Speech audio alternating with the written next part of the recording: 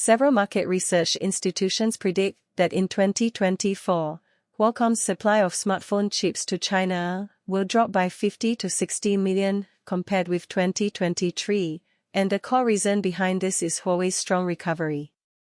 After losing TSMC as a foundry, Huawei turned to Qualcomm Snapdragon chips, with purchases ranging from 23 to 25 million in 2022, and by 2023, this number broke through the 40 million mark. However, with the return of its own 5G Kirin chips, Huawei began to gradually reduce its dependence on Qualcomm and publicly announced that it would fully resume the use of Kirin chips.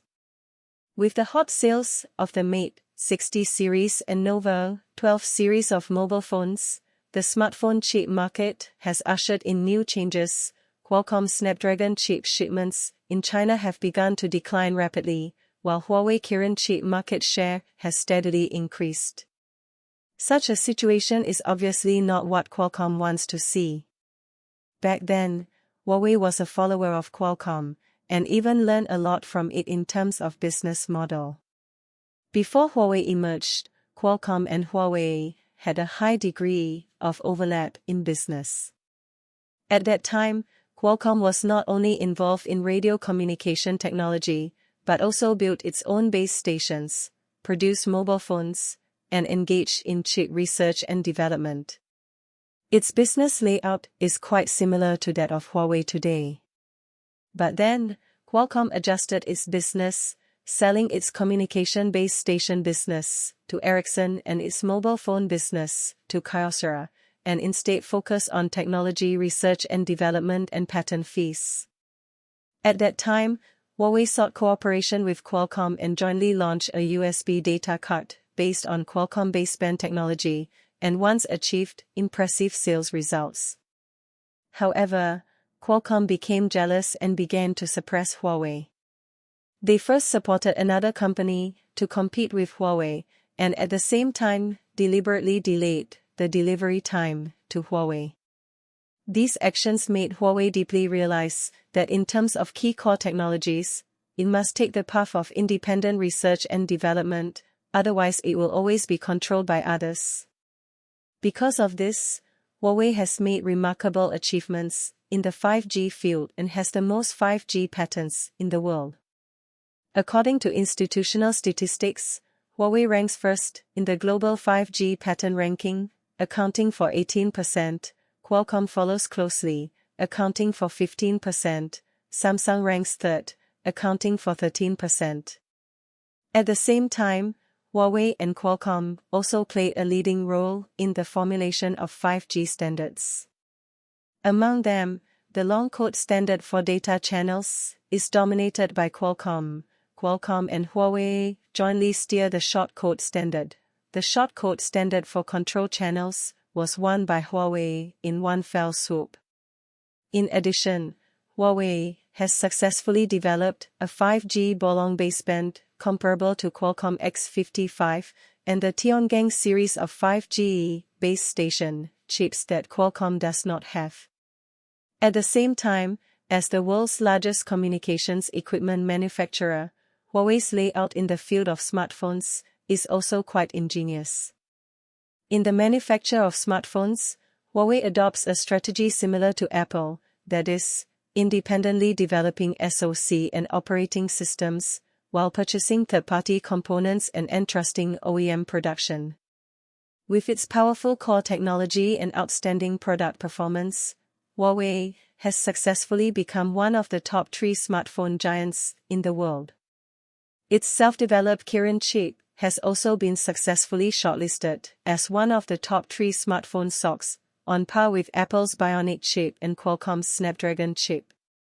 However, TSMC's supply cut crisis once put Huawei in a difficult situation, and it had to purchase a large number of Qualcomm Snapdragon chips to solve the urgent problem. This move once made Qualcomm a lot of money, and its stock price soared by 24%. But the good times did not last long. With the emergence of Huawei's Kirin 9000S processor, Qualcomm's good days came to an end. This processor not only achieved breakthroughs in self-developed CPU architecture, GPU and NPU, but also achieved localization in the choice of foundry manufacturers. The strong return of Huawei's Kirin chip has undoubtedly brought a huge impact on Qualcomm. Once Huawei fully resumes using its own chips, Qualcomm will not only lose Huawei as a major customer, but will also face fierce competition from Huawei phones.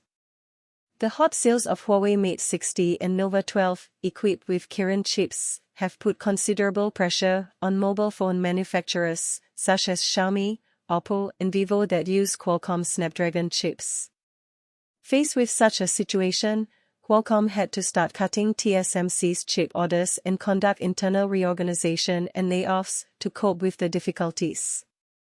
After preliminary market research institutions analyzed that Qualcomm chip shipments will be reduced by 60 million, which is undoubtedly a major blow to Qualcomm. The honeymoon period of cooperation between Huawei and Qualcomm has ended, and the competition between the two sides will become more and more fierce in the future. After ending the cooperation at the chip level, the dispute between the two sides over 5G patents will gradually surface. Although Huawei paid Qualcomm a huge patent fee to reach a settlement, the surface calmness can hardly cover up the undercurrent between the two sides. With Huawei's strong rise in the 5G field, Qualcomm's leading position in the industry is also facing unprecedented challenges. With its conscientious patent fees and strong technical strength, Huawei is gradually winning the trust and cooperation of more and more mobile phone manufacturers.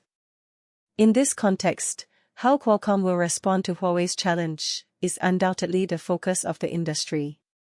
Qualcomm has long been the leader in the field of smartphone chips, but in recent years, its leadership has been constantly challenged by competitors such as Huawei, MediaTek, Apple and Samsung. With the strong return of Huawei's Kirin chips, Qualcomm not only lost Huawei, a heavyweight customer, but also faced the risk of further erosion of its market share, and its industry leadership was once again severely tested. If Qualcomm's products have serious heating problems or poor performance in future competitions, the company may suffer a major setback and may even be downgraded to a second-rate chip manufacturer. After Huawei publicly announced the full adoption of Kirin chips, Qualcomm was coldly received by investors in the secondary market. Its stock price fell sharply from $187 at its peak and once fell below the $100 mark. In the mature stock market of the United States, stock prices are often regarded as a barometer of a company's future development prospects. The decline in stock prices undoubtedly shows that the company is facing many uncertainties. Capital has always been ruthless and always pursues maximum profits. When the benefits of a certain field are no longer attractive, capital will withdraw without hesitation. For Qualcomm, once abandoned by capital, its financial situation, market position, R&D funds, and even the company's overall operations may be in trouble.